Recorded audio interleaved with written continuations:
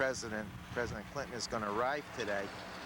And right now we're just waiting for his arrival. He's expected here about 1:45 p.m. And everybody now is being issued passes. And this is the facility at which he's going to land. And then from here he's going to go on to the school, and then he's going to go on to the museum. And Access 8 Television has a crew at the school, and I'm going to make an attempt to get to the museum. So we'll see what happens, but this is where Clinton is going to arrive, and we'll see how the day goes. So thank you for watching Access 8. Now we're behind the building, and as we pan around, you'll see the runway where there are some emergency vehicles and some satellite television vehicles. So this must be where he's coming in. Some hangars over here, and we just saw, before I got out here, some limousines that pulled into this area here. And over here are some large aircraft that the National Guard uses. So now we're just standing here with the rest of the reporters, just waiting for the arrival of the airplane and the President Clinton. So stay tuned. Now we're out on the tarmac, and we've gone through all the security equipment, the metal detectors, magnetometers they call them. You can see some of the aircraft on the runway now. In the background you can see some more aircraft. This is where the President is going to arrive, we've been told that. And you can see some of the press that's here. Local press as well as national press. It's actually rather neat to be here with some of these press people. Security is rather tight. We'll try to get a shot of all the state police and FBI and CIA in a second. There's some of the security and support vehicles.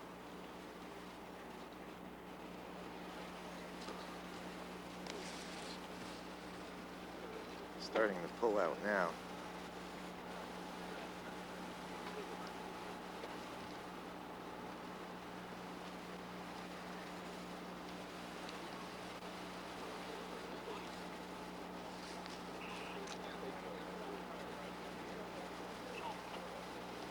Here we can see the support vehicles starting to line up on the tarmac.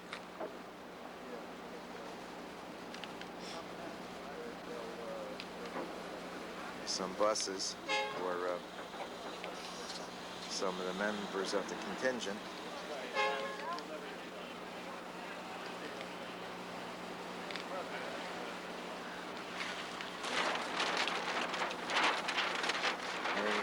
Is putting up a sign. Jojo. Hey, Hank, how are you? Good, how are you? Good. Hi, Hank. How you doing, Mayor? The official Orange County welcome. When'd you make the banner? This morning we did this. Who made it? Louis Science. Where's that? Siegel.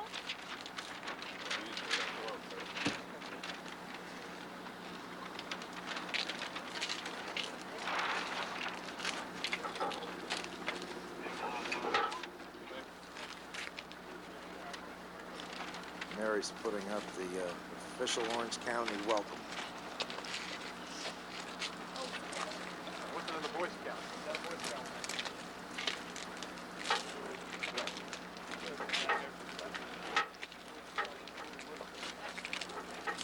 Dear Hillary, welcome to Orange County. Oh, is Hillary coming? Hopefully. Of course, she goes everywhere. Bill and Hill. And Orange County onions. A 5-pound bag of Orange County onions. Right. From where? Sweetest Grown onions. where? Modern Produce, Florida, New York. Is that the name of the farm, or is that a package? Modern Produce Farms, Inc. There we go.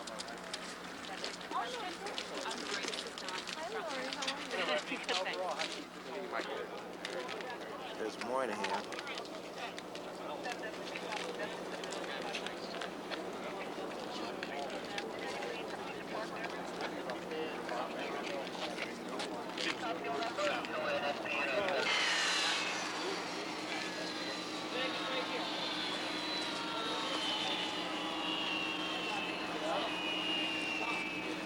President Clinton.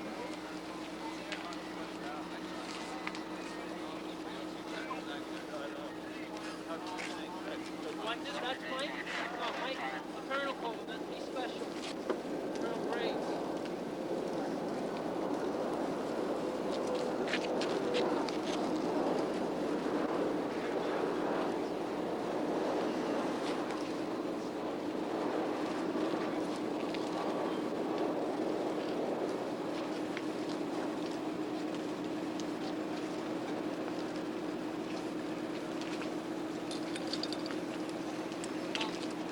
Sir? You can see the support people getting off their plane. It's arrived slightly before the president, and they're getting on buses to be transported to the school, Hyde Park.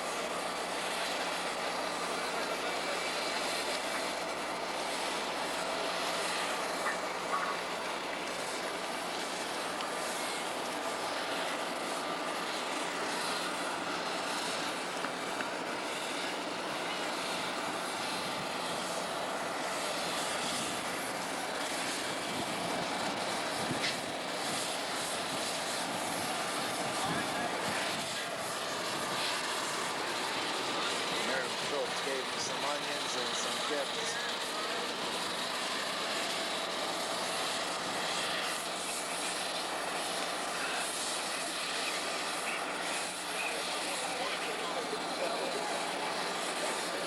And he's in the limo now. Molly, wait! That's our own Molly Allman there. Chief executive of our nation visit our mid-Hudson Valley, and I'm elated that he came through our region. He had an opportunity to meet some of our officials, and it's always an honor to have the president take a look at the mid-Hudson Valley. What do you think of, at first blush, what do you think of what he presented? Well, as I indicated in my statement recently, there's good news and bad news.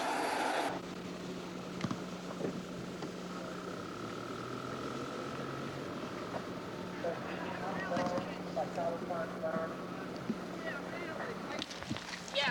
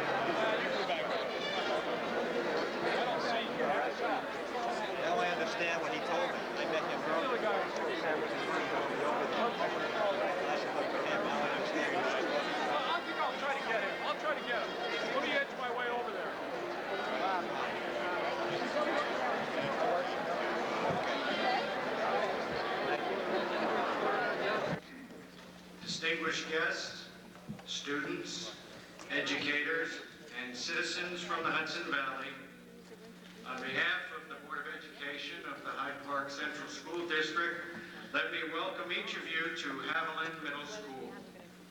I am Dr. Lloyd Jaeger, Superintendent of Schools, and it is my privilege and honor to participate with you in this historic event.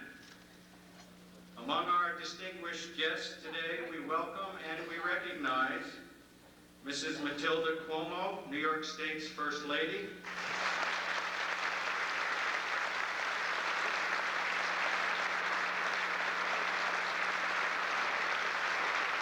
Lieutenant Governor Stan Lundeen.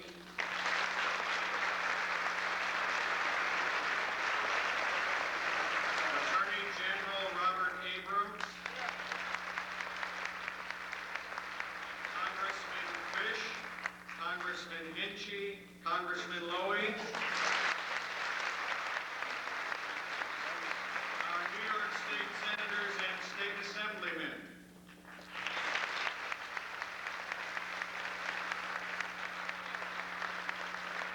Ladies and gentlemen, the Hyde Park Schools are pleased to co-sponsor this presidential visit with the Franklin and Eleanor Roosevelt Institute. Our community values its presidential tradition, and we are grateful to be touched once again by this presidency. And now, Hyde Park and the Hudson Valley is proud to welcome, if you would, Senator Daniel Patrick Moynihan, James Roosevelt, and the President of the United States, Bill Clinton.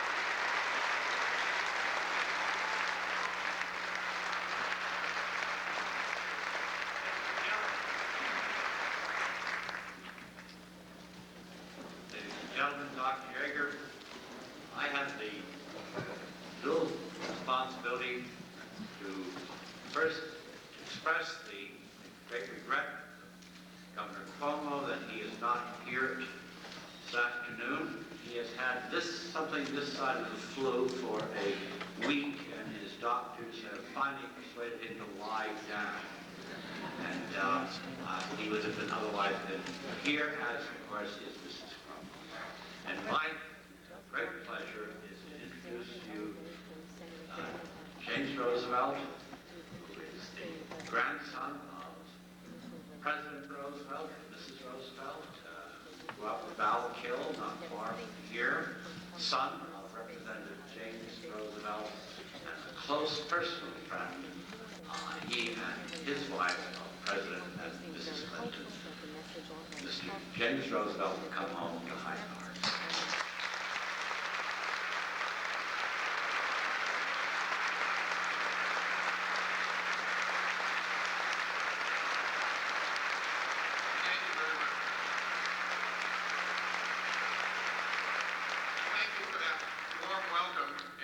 Pleasure to be here again in the wonderful community of Hyde Park and in this school, which my grandfather played a role in designing. It's an inspiration for me to be here for this occasion. And I want to just tell you that just as so many people in this community knew my grandfather in the early part of this century and later my grandmother, coming on into the second half of this century, I've had the great pleasure of getting to know President and Mrs. Clinton over the last 6 years, before, of course, while he was governor of Arkansas.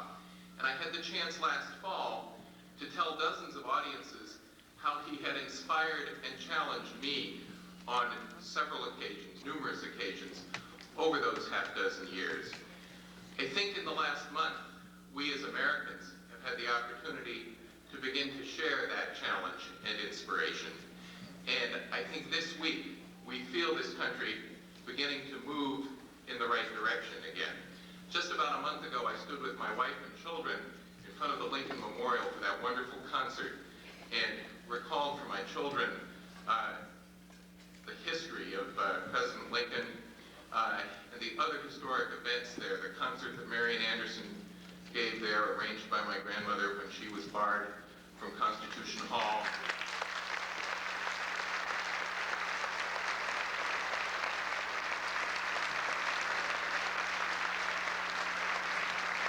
The historic I Have a Dream speech of Martin Luther King Jr. there.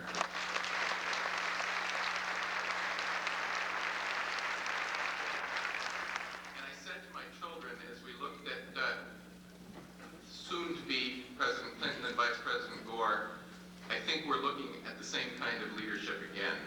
And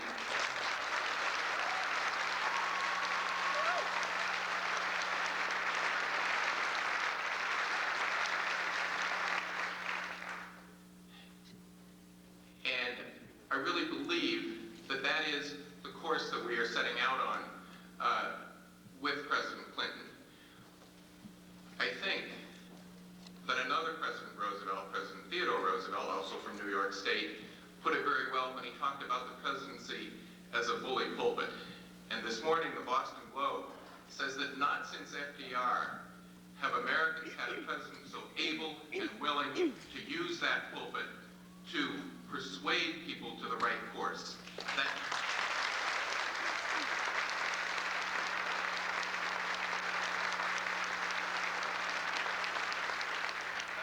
About here today, and so it is a great pleasure and an honor for me to introduce to you the President of the United States.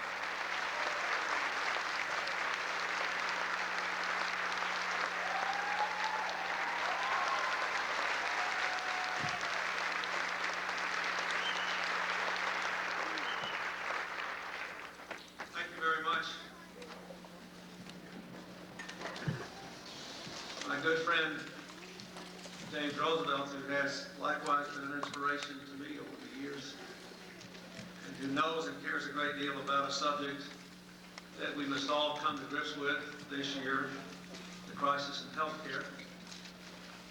To Senator Pat Moynihan, one of the most productive people in public life in the 20th century in America.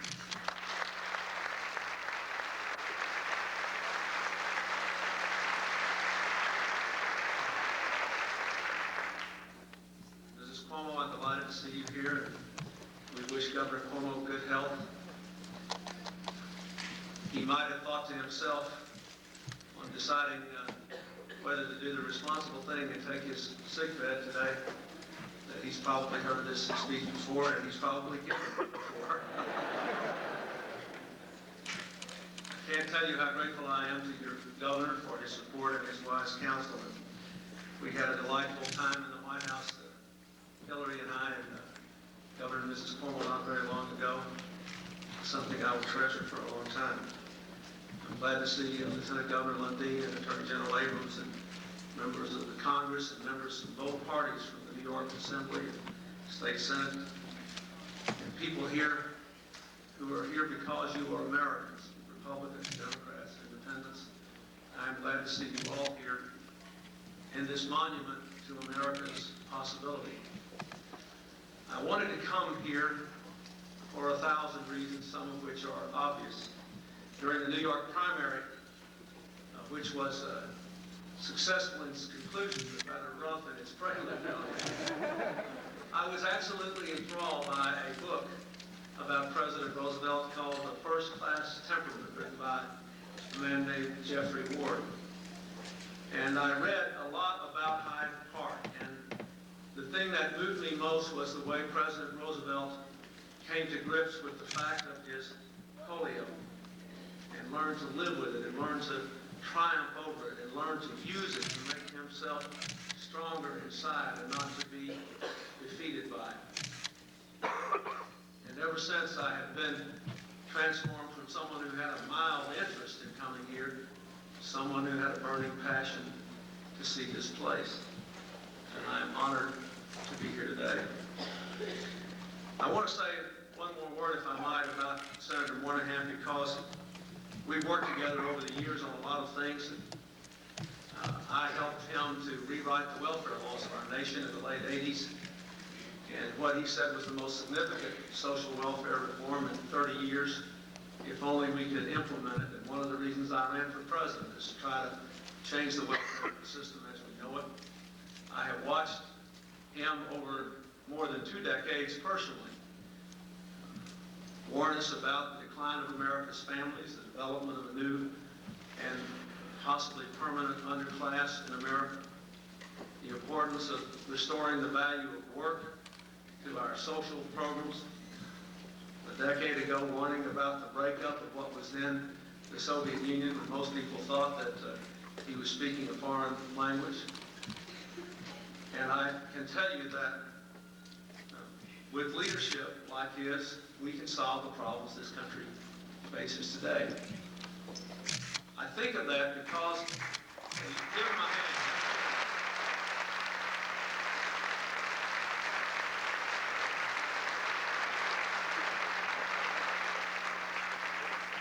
We were about 45 or 50 minutes away from here when we landed in the airplane, and all along the way, there were people, school children, hundreds of them, lining the way with their signs, and young people at Marist College having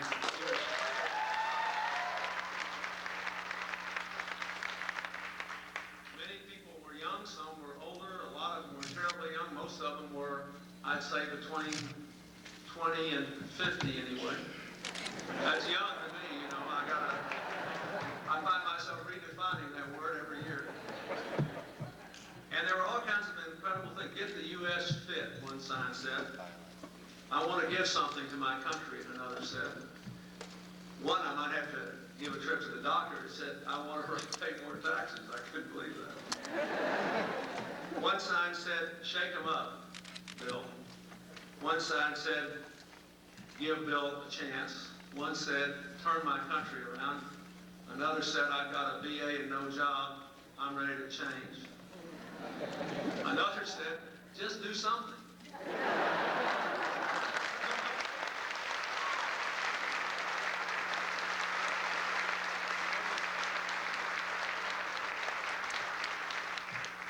of course, there were a few that weren't so favorable, but that's all right. That's what this country's all about, too. But I couldn't believe the number of people who were there.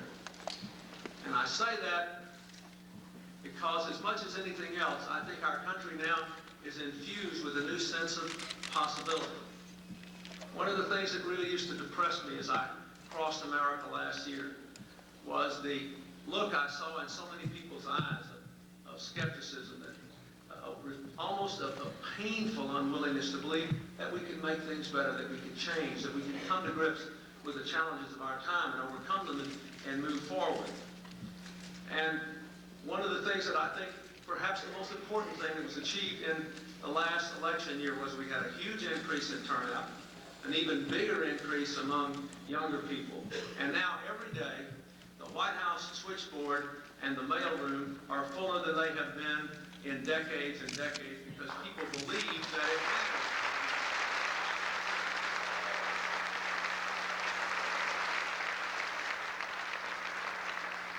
This country has been kept going through 2 centuries now because of a peculiar mix of the energy of its people at the grassroots level and the vision of its leaders.